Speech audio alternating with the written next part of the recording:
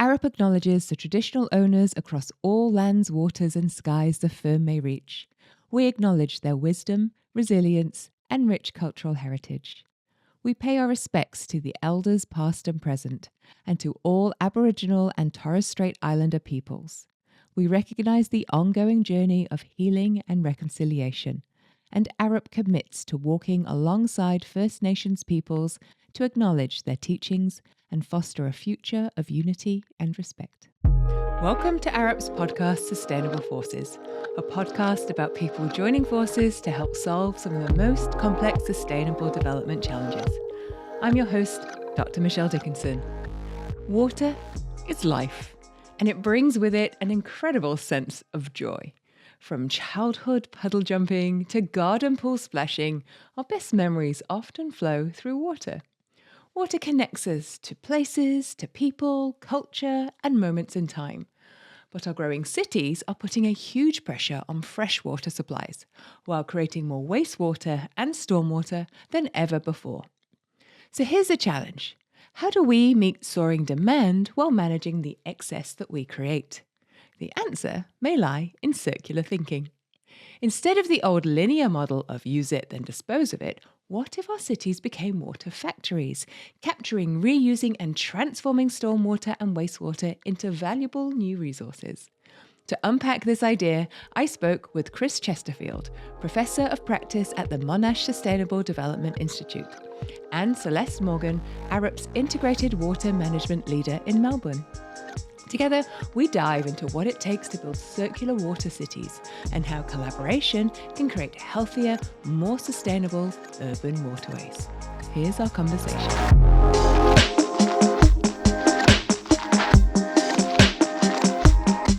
Welcome to the podcast. To kick things off, Chris, can you share a little bit about your background and your role at the Monash Sustainable Development Institute?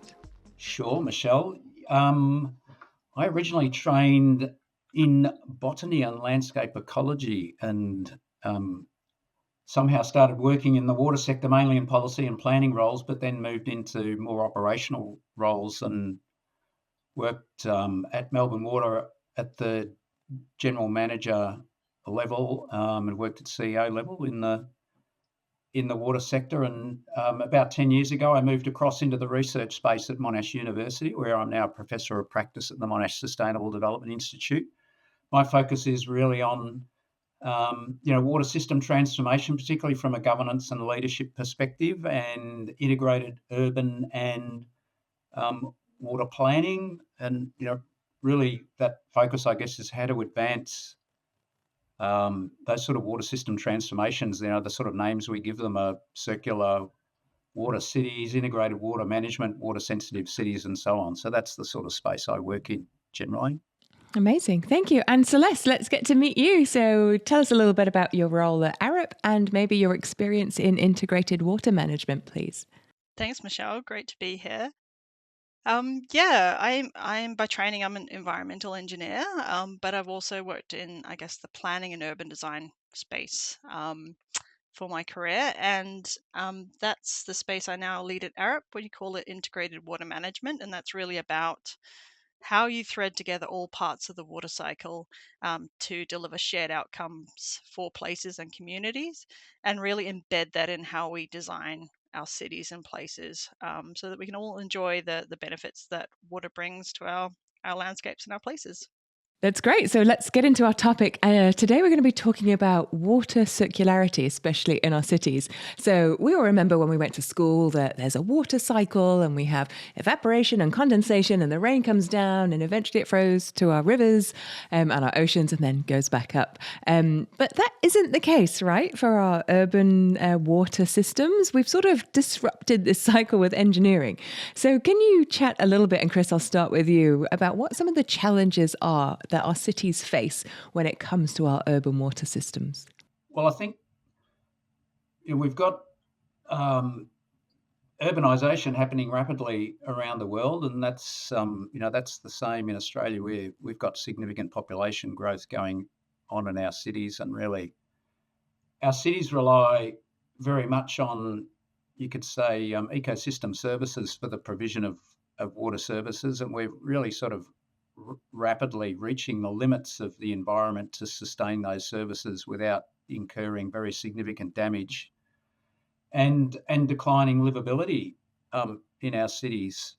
So I think that's part of the challenge in our conventional water practices, which tend to be very linear and siloed. We harvest water, we treat it, we distribute it, and then we dispose of it through our wastewater systems. And similarly with stormwater, the water that falls on our cities, we collect and drain our urban landscapes and dispose of that stormwater either in combined sewer systems or through drainage systems that pollute and damage our waterways and coastal environments. And I think so. There's that sort of challenge there, but I guess the other challenge is the way we've set up governance of our water systems. That we have policies and institutions that essentially do silo those different elements of the water cycle and very much focus on individual services like water supply, wastewater, stormwater, rather than taking a holistic and integrated approach into the way we steward water in urban landscapes, essentially. And so we've got both the sort of biophysical challenges, but we've got these governance challenges as well that are very hard to adapt and tend to embed these conventional approaches in the way that we work. Yeah, thank you. We'll come back to some of those challenges in a second. Celeste, what do you think are some of the challenges that our urban water systems are facing? Yeah, I think it's really helpful to think about how cities have evolved. Cities really are a nexus where a lot of the challenges come together. And because of how we've developed those in our history, I think we've learned to tackle those challenges individually. And we've set up a lot of the governance arrangements around that to be very singular in their objectives. So if you think about any city in the world, it usually came about because it's next to water. It's next to a coastline, it's next to a river, it's a source of transport and inspiration. People want to be near water. And the first challenge has always been, how do we get water? We need water for life, for living. And even, the ancient Romans would build greater aqueducts to take a water source to a city. So that the initial focus was always on bringing water, often from faraway catchments, to supply. And that became one of the singular objectives. And then we discovered, we're creating all this wastewater. Once we've used that water, we need sewage systems. And that became a very focus of getting that to work efficiently and sending that water back to the environment. And then we discovered, we're getting far too big. There's too many people living here because of all these great services. We're creating all these impervious surfaces, roofs and roads, and the rainwater is running off. We need to drain these places, get rid of that water quickly. So then we ended up with water pollution issues. We ended up with flooding issues. And we set ourselves up to tackle all of these problems quite separately. So commonly in cities, you'll find there's one organization responsible for water supply, another for wastewater, another for stormwater management, and often some to manage the effects of flooding or waterway health. And that's really disconnected, I guess, the water cycle within cities. And often they don't really talk to city planners or urban designers in that equation either, and rethink how we create those places. So similar challenges, the lack of connection. And actually, we have an episode in Sustainable Forces called How Porous Is Your City?, talking about some of the challenges we have in our built-up environments. Before we get too deep into some of the challenges, let's talk about some of the positives around what you guys are interested in, which is circular thinking. And, we know that the water cycle is circular. So is there a way that circular thinking can help us to reinstate our natural water systems? Yeah, well, I mean, I think the lens we're applying there is really the concept of a circular economy, which we're used to thinking about in terms of, I guess, materials and how we can recycle those or avoid waste. And I think it's an interesting question when you apply that to water in cities, where we do have these, I guess, large, you could call them waste streams, so wastewater and also stormwater running off our cities in large amounts. Could we be doing more to capture those, to create that circularity rather than this kind of linear system of take, use, pollute, dispose. Um, and so the principles of a circular economy, I guess, are to keep those materials within the system, so water within the city system, at its highest value. So how we define value is another question. And it's also how we regenerate the system, keep regenerating nature in that process. So I think it's a really useful model to think about how we can, you put that water to the best use and keep it in the city to drive value again and again. Because we've set up these individual linear systems for water supply, wastewater, stormwater, which we've become very efficient at. But if you think about all of the waste we're creating, it's not very efficient at all. We have these resources there. We could be reusing them, capturing them, using them to supplement our water supply and drive value. So yeah, maybe Chris, you have some thoughts on how that can interact with our natural water systems. Yeah, I think it's pretty hard to think about reinstating natural systems within cities. If we think about, reinstatement being going back to what we had before we built our cities where they are, but really the water circularity, integrated water management, water sensitive design, they represent ways of thinking of that's a philosophical shift, I guess, as Celeste was saying, a shift from traditional management practices that have really encouraged a sort of a linear one-way relationship in supply and consumption, treatment, discharge of urban water resources towards these sort of regimes that consider the whole or the interconnectivity of water and land use systems in decision making.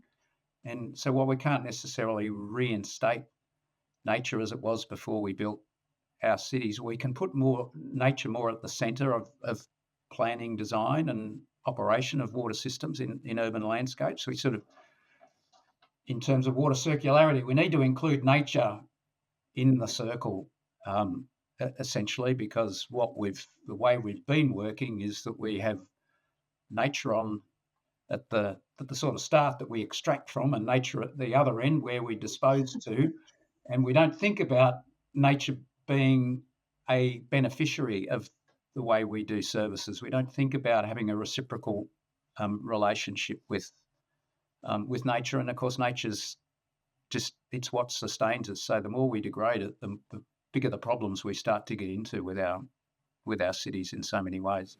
So, look, those are some of the challenges. We've talked about disconnection, different departments, siloed areas. We've talked about the fact that we're taking a natural resource, but not necessarily considering nature as part of that context. So now I want us to move on to this idea that you have both introduced, which is a circular water city, I guess you'd call it, where, you might capture stormwater and wastewater as well and reuse and repurpose them to add what we classed as value, and we can debate what we think value is rather than have it just go straight out to waste. So can one of you help me to understand what would you define as a circular water city? And then once we've defined it, how do we change what we currently have to actually move towards that direction? Yeah, I think I'll talk about the city that we are living in, which is Melbourne in Australia. If we use that as an example, the water that Melbourne demands, I guess its community demands and needs, is a lot less than half than the water that it creates. So we're about 80 or 90% of the water that we bring into Melbourne exits again as wastewater. There's only a small proportion of that that's sunk into the ground as irrigation and is kept within the city. And stormwater, there's so much of it that runs off our city, which would have naturally infiltrated or evaporated. So we're actually dealing with a water abundance, and that's in a city that's on the driest continent in the world.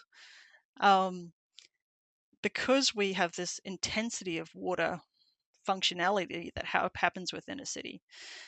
So by making that circular, we need to think of new ways, I guess, to be capturing and reusing that abundance of water. And part of that can be supplementing our supply. So we could reduce the water that we draw from other catchments, from freshwater sources. And that could be simply using that water to flush your toilets, to water your garden. Simple initiatives like having rainwater tanks to capture that, or Larger initiatives like having localized wastewater treatment plants that then send that back. Or you can treat it to a standard, in some cities do, where you're actually using those supplies as your drinking water supply. So connecting the circle at a larger scheme. But because we have so much of that water, there's potential, I guess, to drive more value than just servicing the water needs, I guess, that a city traditionally has. So we could be using that water for urban greening to support our open spaces, our trees, and to re-inject that water into the landscape where it would have been to start with. We can use it to support new emerging water-hungry industries, potentially. Hydrogen or green hydrogen is a user of water. So data centers are something that we wouldn't have imagined would be consuming a lot of water in our cities, but now they're on the horizon. So there's new economies that can drive agriculture. Cities are an interesting, I guess, concept. If they are water generators, can we have that peri-urban productive landscapes where we're producing food for our cities, where our traditional growing areas are becoming drier? Could cities be the answer to the water crisis because we have this localized abundance of water that we could be recreating? So I think there's not necessarily the same roadmap for circularity in every city. It depends on what the needs are. But a circular city really makes a lot more use of those potential wastes and tries to reduce them and the impact they have on the environment while driving that value, whatever that key value may be in a city. Yeah, I mean, I think every city is different. The context is different, and circularity will be different in every city. But there's certainly going to be common principles and practices across all cities. And just thinking about modern cities, generally their water system services are provided by large centralised infrastructure. It's a water supply system with big dams, might have desalination like ours. Increasingly, all capital cities in Australia now have desalination as well, and wastewater collection and treatment and disposal systems. It's big infrastructure worth billions and billions of dollars, but those systems aren't really linked. And I think part of what Celeste was really talking about there is, so wastewater systems can be linked back into water supply systems. That doesn't necessarily mean we're going to be drinking that water, but part of that circularity means linking those systems and those elements of the water cycle. But the other interesting thing that Celeste mentioned there is that cities can be generators of water as well, and in many cities, and very, very much in Australia, we have this sort of water scarcity mindset in cities. Yet cities actually are water abundant. Because we're importing water into the city, but then we're generating this this wastewater that we don't really use, with significantly increased runoff generated by rainwater falling on the city because we have all of these impervious surfaces, and that abundant water is then damaging our waterways and our oceans, and we've got opportunities for that water to be used in industry. We've got opportunities for that water to be used in sort of peri-urban agriculture, and that's increasingly happening here in Melbourne. But we also need to think of circularity in terms of the who or what are the recipients of those services, and coming back to that, including nature in the circle. We're not treating nature as having a demand for water. So we're taking a lot of water from nature. We're depriving nature of a lot of water by draining our urban landscapes with drainage systems and stormwater systems. And as a consequence, and again, particularly in this country, we had a millennium drought that ran for more than 10 years. And Melbourne, it was called the Great Melbourne Brownout because basically Melbourne just turned brown and dry and pretty horrible. That had all sorts of social impacts. We've got opportunities to use water to provide a service to nature, to meet nature's demand for water, as well as part of this circularity. So, as I said, including nature within the circle more consciously and deliberately. Look, you both talked about how different cities have different challenges. And so there's no one solution fix all in this context. But let's talk about a city that you both know very well, Melbourne in Australia. What do you think are the key challenges that Melbourne as a city would need to overcome if it wanted to adopt this circular approach? Yeah, well, I think Melbourne, in some ways, it's a bit of a showcase of lots of different types of water reuse and capture. We've been working on that for a while, but we ran the numbers on Melbourne as a city and discovered we're only 9% circular. So if you take all of the water that runs off the city, only 9% of that is captured and kept in that value loop within the city. So there's still a lot of potential on top of that. But for example, it's pretty common to be using recycled water, to be taking that back to new homes in the growth areas for flushing toilets, etc. Rainwater tanks are, around 30% of Melbourne has a rainwater tank. And we're doing a lot with agriculture, but there's still so much more potential. So I think the challenges are really to shift that mindset. Oh, as Chris mentioned, the Millennium Drought really put people in the mindset of don't use water, save the water. But now, if we flip that and think of this abundance mindset, so abundance in terms of urban water availability, but also abundance in terms of the potential to drive benefits, then I think we can overcome a lot of that. And it's actually a no-brainer. It's at the moment, it's not an efficient system. We're losing too much water. We're again having to extract that, use desalination. If we flip that on its head, there's so much potential. And I think a lot of those challenges will also come in breaking down the kind of siloed organizations and the ways of doing things that we've set up for ourselves over time. Well, I really agree with Celeste that a big part of the challenge is the mindset. But I think a big part of the challenge is um, is the way we think about the solutions that we have to this sort of integrated water cycle management, integrated water management, circular water cities, and whose job it is. And at the moment, uh, I guess we think about the water sector as being these formal water institutions, most of which are set up to manage large infrastructure systems for harvesting, collecting, treating, disposing, and doing all those sorts of things.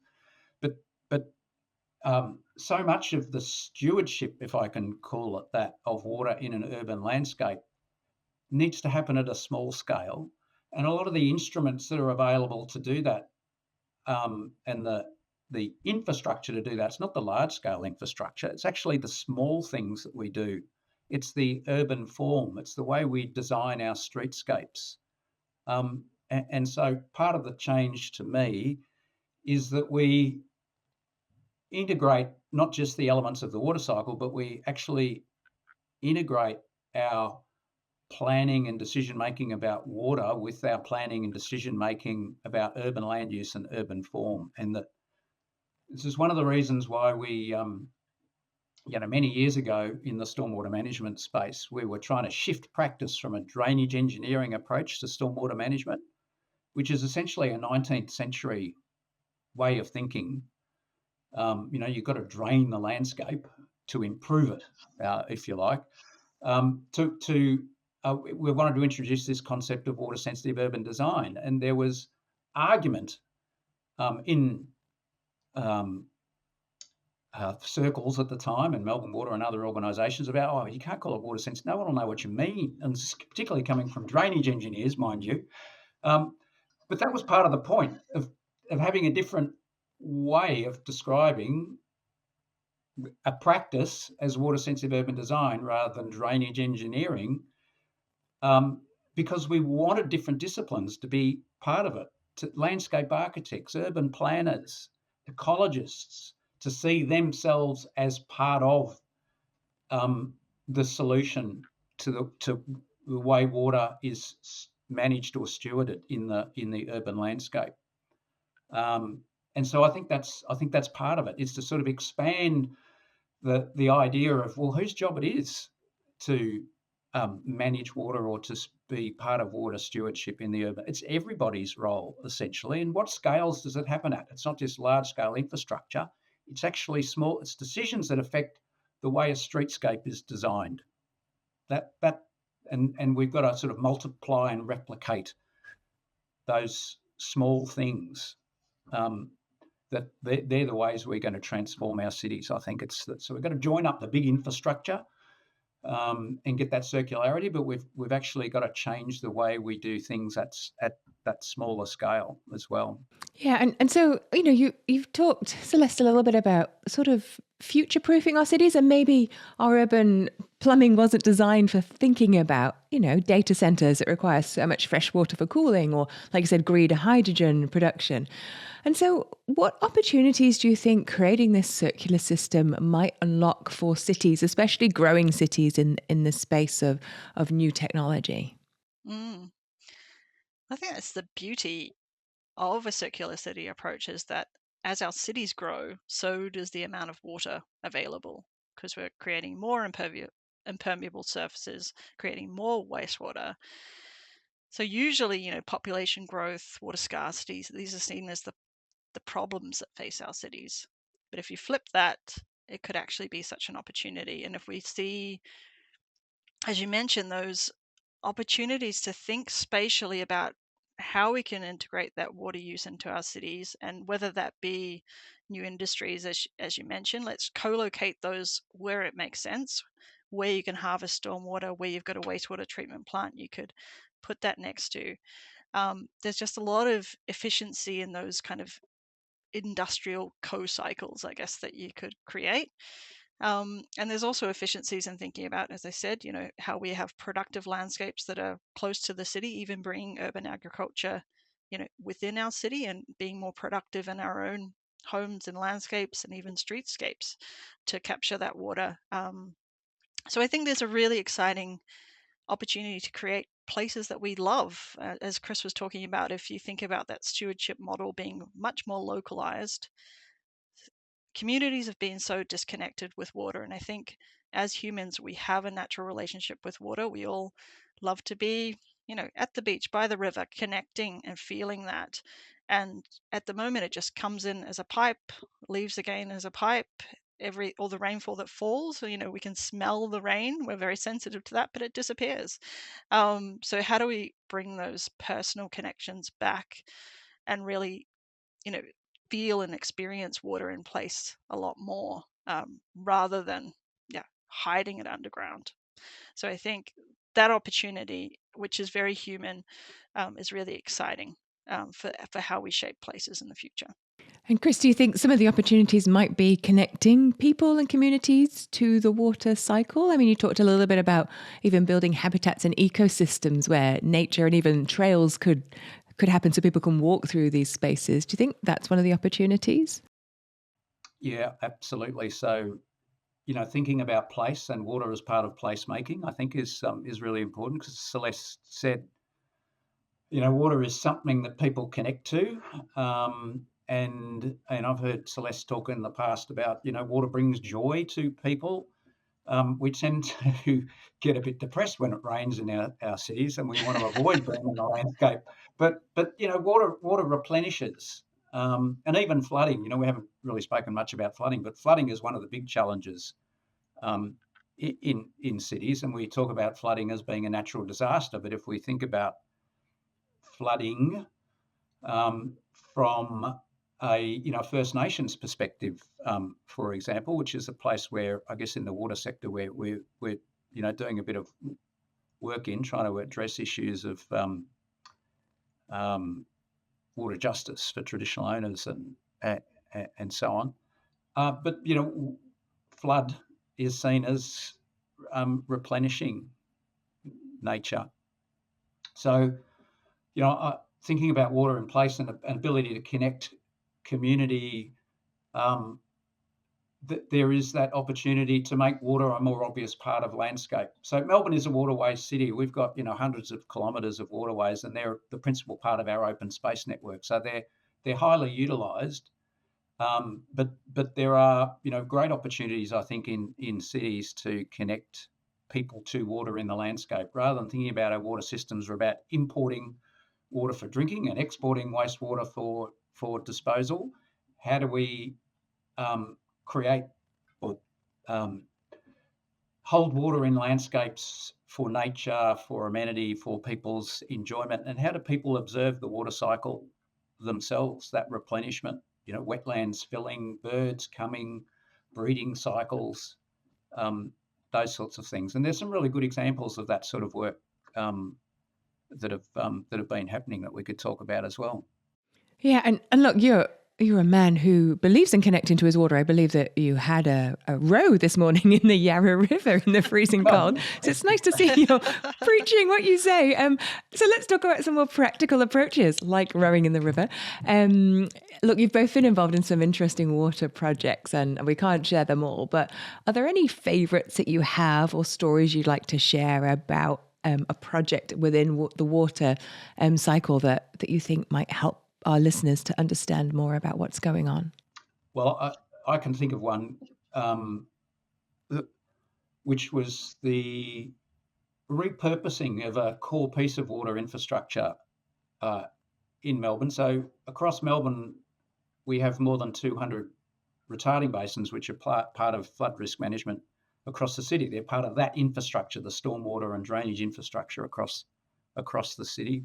Many of those were constructed during the 1950s and 1960s and 1970s as that post-war urban growth was accelerating across the city, and many of them were just built as levied depressions in the ground with chain mesh fences around them, and the sort of suburban household back fences onto them. And there was one we had in a particular middle ring suburb in Melbourne, adjacent to a local government park called Namatjira Park, and that retarding basin with the chain mesh fence and the back fences around it was repurposed into a stormwater treatment wetland. Its boundaries were expanded into Namatjira Park. It was planted out as wetland habitat, so it now has multiple, and it's now accessible to the public. So it's got a trail built around it. The chain mesh fences come down, for example. So it now serves this multiple purpose, I guess, of its performance as a flood retarding basin has been enhanced because it's been enlarged, but it now also incorporates stormwater treatment, which is protecting downstream waterways. It's providing habitat for wildlife. It's providing greater amenity for the local community and recreation opportunities. And the treated stormwater from that wetland is collected and used for irrigating the active recreational areas of Namatjira Reserve, so supporting the football club and so on. And so our conventional water infrastructure has really served the city well, and serves most cities very well. A safe and secure water supply, protecting public health with wastewater treatment, providing flood protection, and all of those sorts of things. We can actually repurpose that and start to integrate that existing infrastructure into more place-based outcomes that reconnect people with water, and connect the different elements of the water cycle as well. So that sort of work to me is a really great example, I think, of what circular water cities, integrated water management, water sensitive cities are all about. I love it. And helping people realize their place. And, it's not just something that happens, as you said, Celeste, a pipe that flows from one end to the other that nobody interacts with, actually allowing people to see what the process might look like. So, Celeste, let's go pipeless and talk about your favorite project, if you have one, that you want to share with us. It's that multifunctionality, as Chris said, that really helps us to do many things at once and make it space efficient, I guess, in an urban context. And I guess a lot of the most exciting projects for me are grappling with how we shape our new parts of our city. So we've got new development, new housing happening in Melbourne that's usually on the edge of the city, and how we can design those new neighborhoods in a circular way. So the circular concept we've thought about as a city scale, but it equally applies at a development scale. So how can we think about effectively taking those developments off grid in a way, really reducing the water supply they need by capturing the stormwater and the wastewater they're creating. And there's a few great examples of this happening in Melbourne, and there's one that's just launched in Sydney, in Western Sydney as well, called Aerotropolis, where they are building in the green infrastructure into the development. So you're seeing that water flow through the development to wetlands, like Chris described, and then harvesting that stormwater and taking it back to the homes to reuse, and really up the irrigation within our urban landscape to be using that.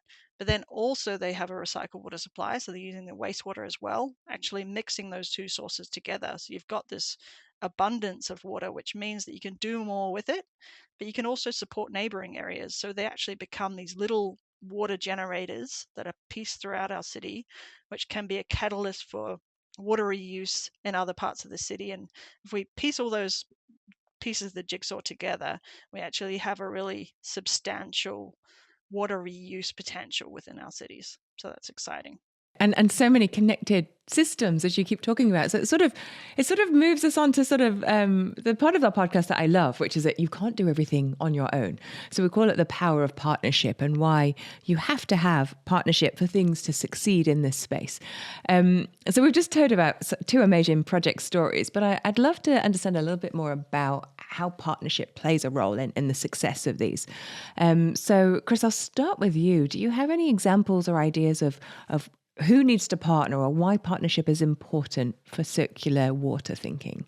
Yeah, I think a lot of the things we've been talking about, was about moving from thinking about water system services being exclusively the role of our traditional water institutions, our water utilities, the sort of the disciplines that are involved in the provision of these services are, engineering based, and it's all about large infrastructure. And if we start to think about the system operating at various scales, and the different aspects of the water cycle, which tend to fall under different institutional roles, like stormwater is not traditionally a water utility role, it's a local government role, then you need the partnerships and collaboration across sectors, across the institutions to join things up. You need the joining up of functions, so land use planning and water planning need to be joined up, and you need that sort of. So you need the professions and the sectors like local government and water services to be joined up. And of course, it's not just about all the service providers. And to highlight, I guess, the importance of research as well.